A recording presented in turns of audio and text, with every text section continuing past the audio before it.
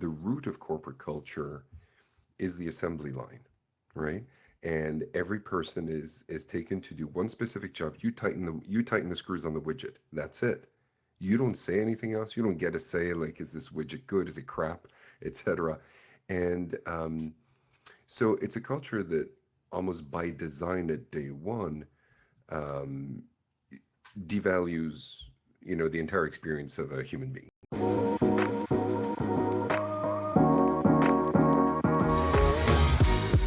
Hello, and welcome to Love as a Business Strategy, a podcast that brings humanity to the workplace. We're here to talk about business. We want to tackle topics that most business leaders shy away from. And we believe that humanity and love should be at the center of every successful business. I am your host, Jeff Ma. And as always, I'm here to have conversations and hear stories with real people, real businesses, in real life. So my guest today is Karl Pettersen, and Karl is the founder and CEO of Pettersen Analytics, which aims to fully articulate what he calls the Rosetta Stone between the languages of sustainability, corporate finance, and technology, so we can all make progress in embracing new and greener technologies. Karl spent over 25 years on Wall Street and in Europe as a researcher and advisor, working with some of the world's largest companies on how to express their risk profiles in a way that's resonant with different audiences. In addition to holding a degree in economics from Yale, Karl is also an award-winning composer, having scored 2 films and released 8 albums. He even executive produced a feature film in Mexico last year, a fable about how abuse exists and is transmitted between people. Fun fact, he's also a former competitive ballroom dancer and a master in 6th-degree black belt in Shaolin Kung Fu. And that is exciting. I wish I had more time to dive just into that piece of it. But welcome to the show, Karl. How are you? Good, good. Thank you for having me, Jeff. Well, I have to avoid my curiosity around the ballroom dancing and the kung fu because I have only so much time to pick your brain Right. about so many other things. But before we begin, if you don't mind, I'd love to know, Karl, what is your passion and where did you find it? Oh, good question. Let me try to find the words that work and that really resonate. I I think the best way to describe it is my passion would be to find genuine openness, genuine connectedness, right? Within myself and then within other people as well, because I think, when you think of what it is that we as humans really yearn for, we all know the list, right? We want to feel safe, we want to feel loved. But I think that requires us creating a space where we can be genuinely vulnerable, where those who love us completely for who we are and treated with dignity, and then in return, that we can love fully from everything that we are towards everything that other people are too. And I think that's where trust really happens. That's where anything that's genuinely good business also happens. It goes down to these fundamentals. And the prerequisite, in a sense, to getting there is finding that real sense of openness, that very lucid view of who we are and what it connects to, um, and cultivating that every single day. So I hope Mm, that makes some kind of sense. yeah, for sure. And I love that. I'm curious. You come from the world of finance, and here we are talking about on a podcast about love and business. Can you help connect the dots a little bit? Maybe like, and you know, you run your own firm now, and Yes. maybe just a high level run through. But like, how did you find yourself doing what you do now? What changed along the way? Yeah. It's strange because I think, as is the case with many people, although perhaps not a huge proportion of them would admit it, I stumbled into finance by accident, right? In large part because I needed to be financially independent. I had a lot of bills to pay, a lot of debt to take care of, and that seemed it was intellectually stimulating as well. And there's a certain buzz, there's a certain excitement that goes with it. And that's one of the reasons, too, why I ended up studying economics. What was fascinating through all this is that when you really go deep into these fields, you realize that a lot of it still doesn't really work, right? We like to put a veneer of sophistication on things and pretend that it's run by algorithms and that everything is that we like to pretend it's kind of like the laws of physics. We know what they are, and we can measure, all these effects and things like that. But a lot of it still doesn't really work because so much comes down to basic human behavior and essentially the fact that emotion drives behavior, right? Hmm. Not rational thinking when you really think about it. When you look at markets and Wall Street, so much of it is just pure emotion. So that I found fascinating. And the niche that I found for myself as an advisor to a lot of companies was to really touch that emotional content that drove their behavior and in some sense trying to reverse engineer the language of finance around it. And so that ultimately led me to the work I'm doing now as well. So it was always there beneath the surface. Yeah, I know when people think finance, I think emotions probably last on the list of things that they consider. But I think I obviously agree that human behavior and emotion drive so much more, and we've created this corporate, I guess, environment in order to try to Yes. control and contain that, right? Yes. Um, what I guess kind of jumping to, this idea of a revolution, because I want to make sure we get to this. I love the title of this episode, love is a revolution strategy. What do we mean by that? So what do we mean? What do you have in mind when you say a revolution in this context? Hmm. Um, I think there's a few possible entry points into the conversation. Perhaps the most readily available is if we think a little bit of what it is the whole sustainability conversation aspired to, right? So much of it is a bid to really renegotiate our social contract, right? And when you think of the new green technologies that are coming in, when you think of the global conversation around decarbonization, it's a bid to modernize our industrial fiber, to rethink energy markets, and by extension also to reshape a lot of geopolitical currents that are in the world. Now, one of the difficulties we've had is that you can take all these aspirations, but translating them into objectives is very, very difficult. And the reason being, these are all completely different lexicons. They don't talk to each other. Finance is a very reductive lexicon, as we all know. But similarly, things like even the lexicon of sustainability is very, very reductive in the sense that it's a slippery slope where you can quickly start excluding things and vilifying things.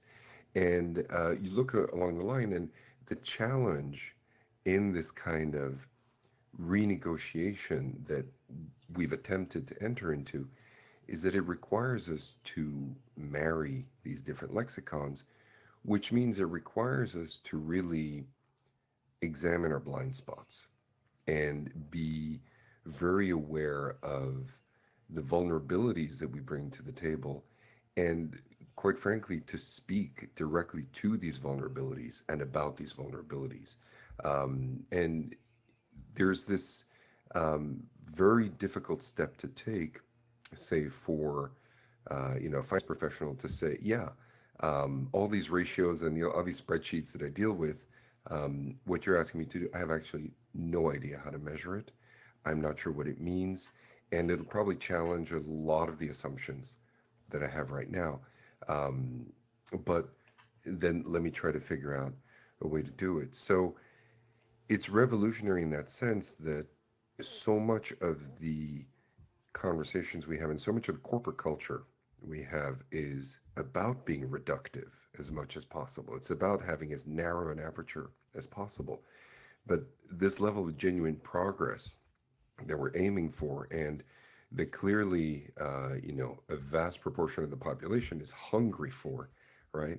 Calls for really widening the aperture and embracing these things that we've in that reductive mindset that we set aside, that we don't look at because they're uncomfortable, because they make us feel awkward, Hmm. and therefore finding that mindset where there's genuine acceptance and dignity given to these scary bits of us, right? Um, that becomes not only a little bit of a revolutionary mindset, but it allows us to make progress and to connect the dots and to connect the numbers and connect the business opportunities and business constructs in Sure. ways that simply we haven't done before, ever. Yeah. I mean, when I think of revolution, I think of a large amount of change and discomfort and disruption that's Mhm. required to achieve a new state, right? To come out in a new way, in a new form. Can you, maybe hypothetically at least, can you paint what that end state looks like at the end of a revolution that's centered around this culture change, this corporate shift? What is that revolution intended to bring about? Yeah. What does that world look like? I think there's there's two things that we can rectify and we can avoid. One is, again, I hate I hate to keep using the word, but the sense that a lot of the things are reductive, where, if we look at the business world, so much has been so intensely financialized, right? Companies live and die by one or two ratios, Hmm. essentially. And these are ratios that are made up, they're arbitrary. And a lot of the accounting constructs that go behind them are arbitrary.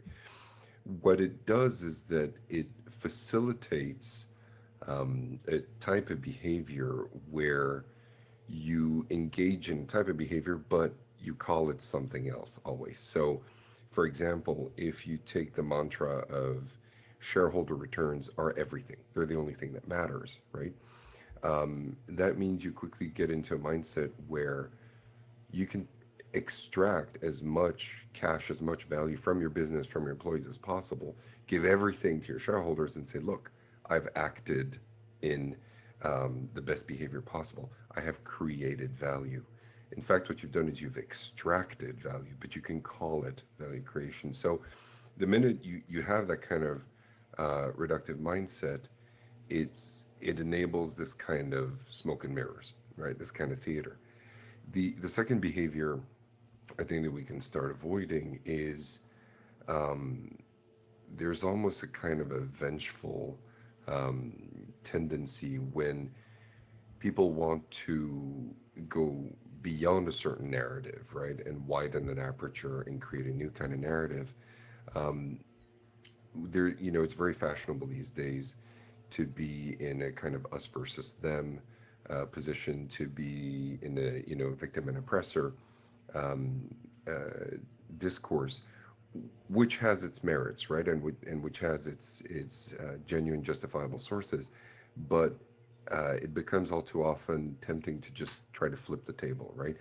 I've been a victim, let me now take power, and it gives me license to act badly. You give yourself permission to act badly. So the reason I bring all this up is once you start having that real information, that real lexicon that enables to have everybody and all these different stakeholders essentially speaking the same language, looking at the same constructs and approaching them from their individual viewpoints, but reaching the same conclusions in the end, you end up with results that are more complete, that are more robust, that more genuinely meet people's needs. And so, if I were to paint that picture of that revolution, it's reaching that level of again of much more completeness in the information that we talk about and in the results that are produced. And at its core is this notion of love and kindness and dignity and acceptance of one's vulnerabilities. Mm. So help me understand. I think what I'm hearing is that you center a lot of this around, I guess, for lack of a better word, communication, or Mhm. the way we communicate, or how this translates from one kind of facet to another. Uh, but you also kind of painted in the light of, you know, I guess, you talked about that shareholder mindset of just Right. like money is everything. And so Mhm. there's almost an element there of almost, morality or ethics, or even just like best business practices, things like that. Mhm. Can you help me center this all around? Like, is it about communication? Do you think communication solves all these things? Is it a miscommunication that we suffer from today? Or maybe talk me through, I guess, the connection of those two types of spaces, if that makes sense. Yeah.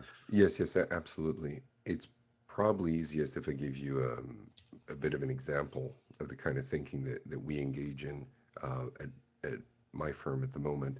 And also, everybody talks about communication all the time, but too often we just talk at each other, right?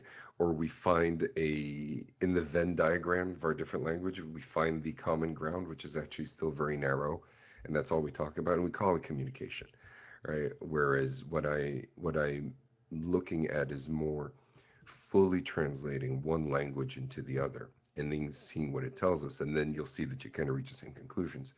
So if we take the specific example of finance and shareholder returns and whatever it is, if I'm a CFO today and somebody comes to me and says, you should think about sustainability, you should decarbonize, you should invest in your assets.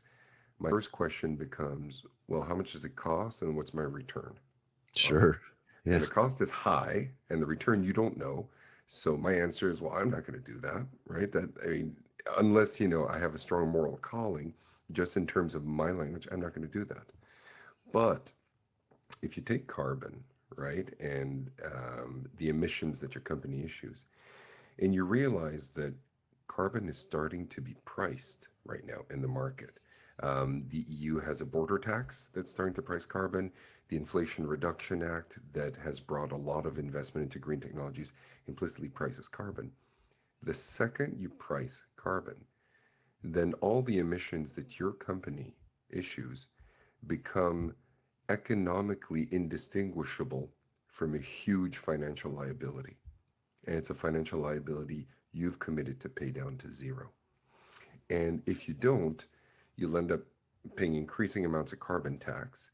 And if you try to buy, say, offsets, right, which are a bit of an accounting construct, but offsets to net your carbon from, the decarbonization that somebody else has done, then you quickly get into these constructs where you have a huge financial liability, but really the actions you're undertaking are to pay enormous amounts of interest on that liability. So you can demonstrate that by not acting, you have this huge liability, and you could, based on the strategy that you've taken, be paying 100% interest on it, which is financial madness. So once you've really translated the carbon and sustainability conversation into corporate finance, you realize that it's crazy to keep going that way.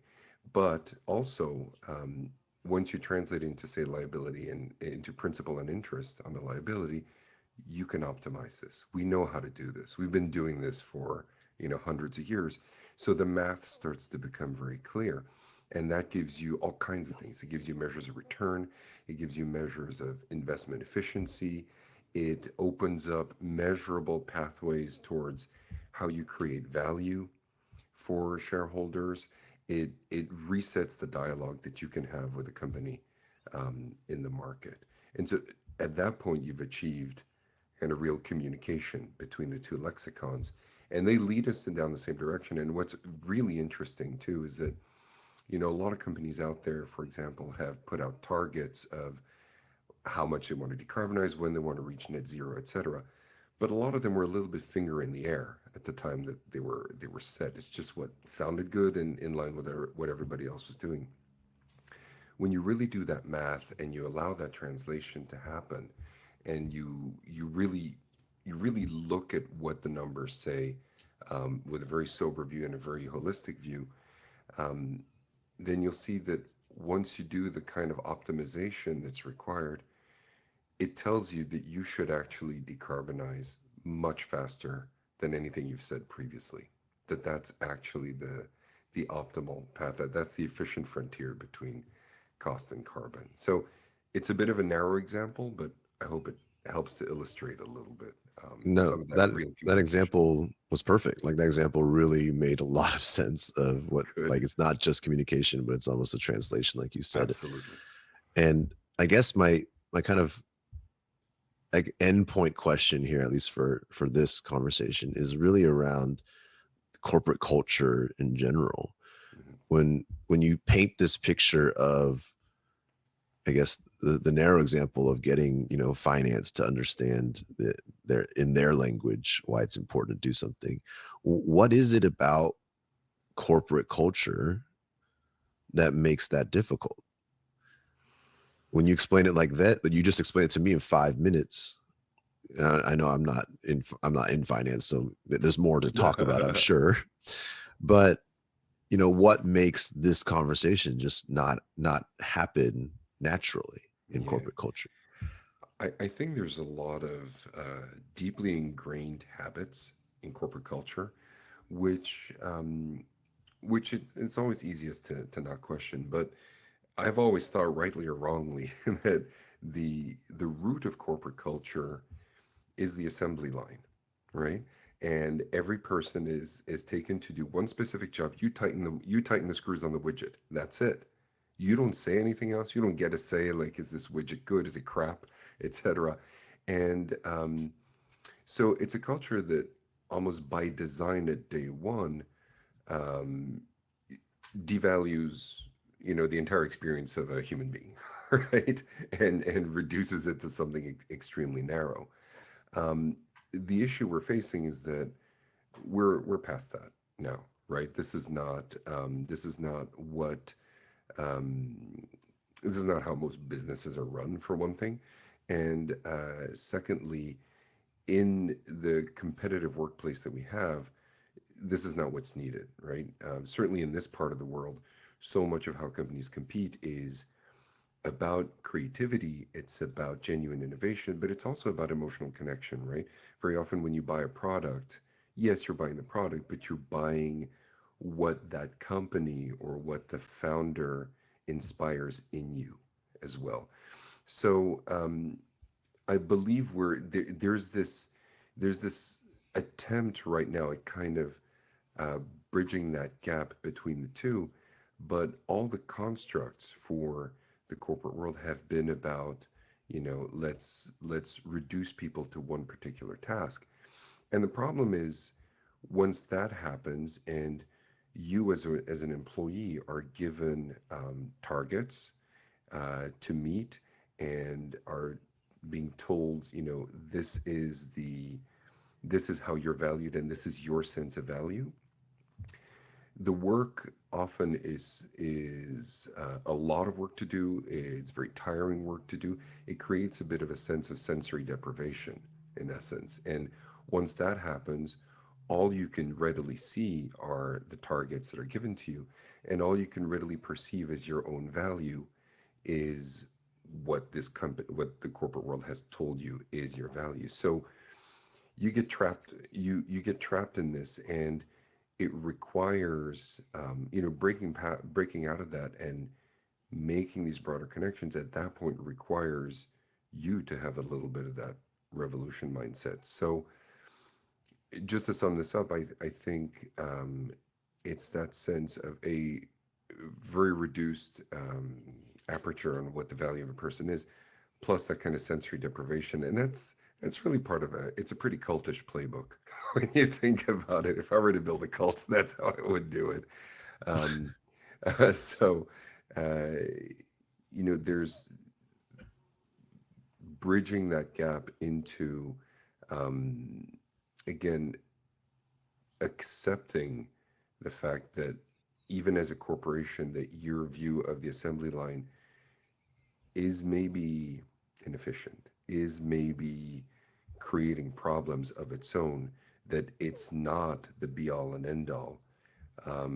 It takes leaders that have that kind of vision and that sensibility, and that's probably a generational thing. So Well put. I couldn't agree more.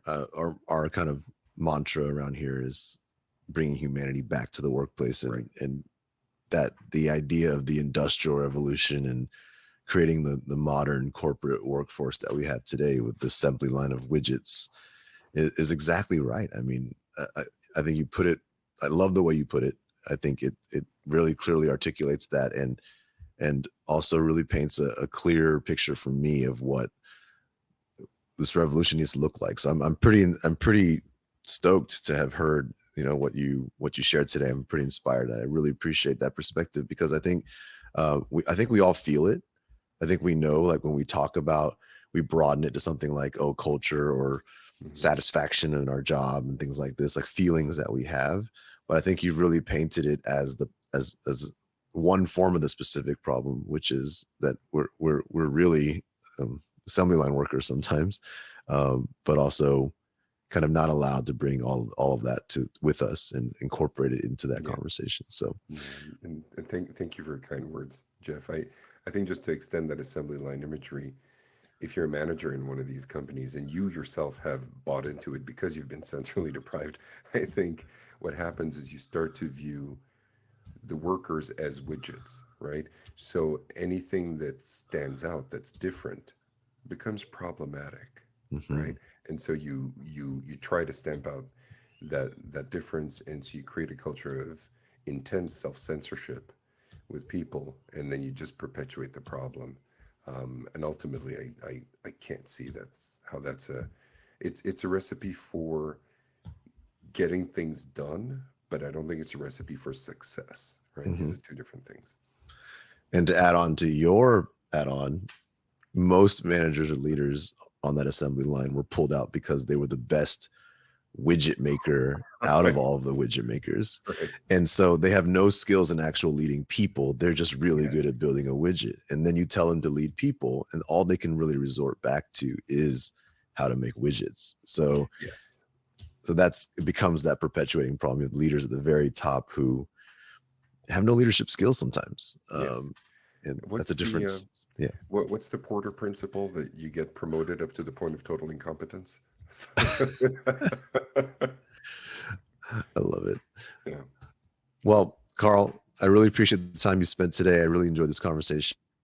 Uh, what can people do to find out more, hear from more from you? I don't know, watch one of your award winning films, or how can they reach you? Um, um, Go on LinkedIn, right? I'm there all the time. I comment on stuff, as the kind of corporate social media thing. Don't hesitate to connect. I have a website, PetterenOnline.com. And yes, so that's if you want to touch the kind of corporate side of what I do. If you want to look at more of that real kind of deep emotional landscape, I'm on Apple Music, Spotify, Tidal, you name it, a lot of these streaming services. Every little helps. It's always great to have a new listener, and get in touch if you like it. That's awesome. Karl, thank you so much. And to our listeners, thank you as always. I hope you're enjoying the content. Let us know what we can change, do better, what you like, what you don't like, and check out the book, Love is a Business Strategy, if you haven't. With that, everybody have a wonderful week. Karl, thank you one more time. And everyone have a wonderful week. We'll see you in 2 weeks for the next episode. Thank